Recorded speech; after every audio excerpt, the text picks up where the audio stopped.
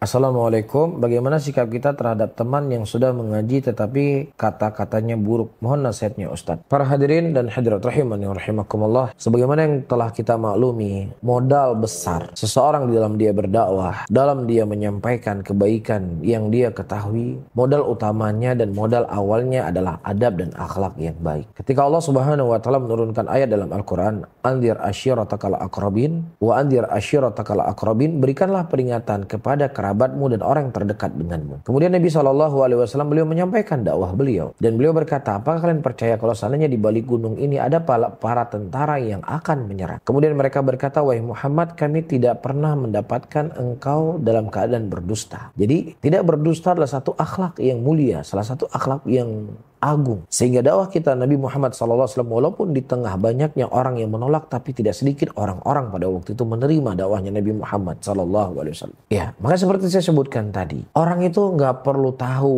berapa rakaat kita sholat malam, berapa banyak sedekah yang kita keluarkan, tapi seseorang itu melihat bagaimana tutur kata kita, bagaimana adab kita, bagaimana akhlak kita, bagaimana kita bergaul dengan manusia. Ya, disitulah kemudian dia akan menilai apa yang kau pelajari itu benar, apa yang kau pelajari itu baik.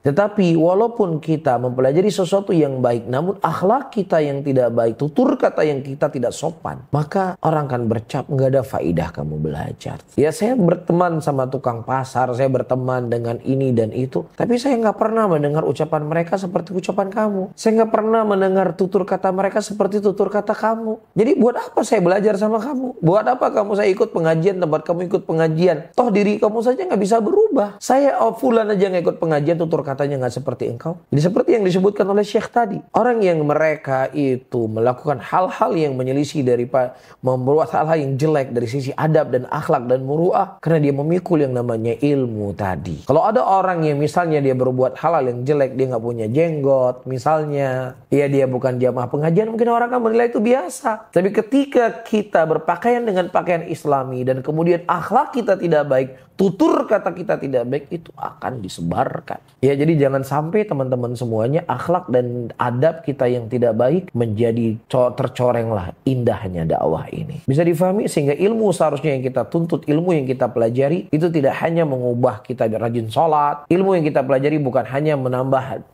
tambah panjang jenggot kita, tapi seharusnya ilmu yang kita pelajari juga mengubah adab dan akhlak kita.